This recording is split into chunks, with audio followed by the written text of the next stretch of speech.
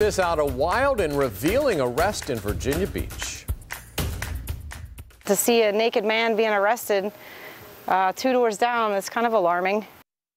Doorbell camera captures this alarming scene, a half-dressed man getting picked up by police. It all played out in Woodburn Court near Chimney Hill in Virginia Beach. The video was captured earlier this month, but now they're learning more about what happened here. 13 News Now reporter Stephen Graves joins us with the story you'll see only on 13 News Now. Yeah, this all happened while a family was just sleeping inside. Officers surrounded the home. You see there a dog just ready to pounce. A man outside saying he lives there, but police were not fooled.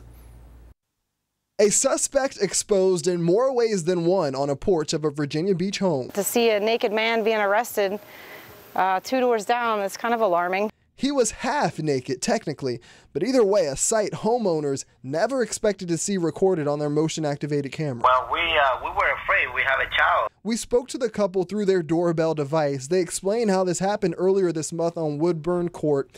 The video shows the suspect first take off his shirt, then sit down, taking off other articles of clothing. Later, police shed light on the guy in his boxers and a shirt over his head. You move, you'll get dog bit. You understand me? Yes, sir. He's soon handcuffed and let off. The homeowners say an officer told them the suspect was running from police after breaking into a home. He tried to tell them he lived here. They arrested him. We saw the clothes behind the chair. The police came and got his clothes and his cell phone. Why do you think he was taking off his clothes? He probably was thinking, well, if I have no clothes, they probably would never think that this was me. That's the only thing that comes to my mind. The family fears it could have been much worse. They're just happy police showed up at the right time, and they're hoping it never happens again. Well, I hope this would be a lesson to learn and he would never do that again. That's right, though.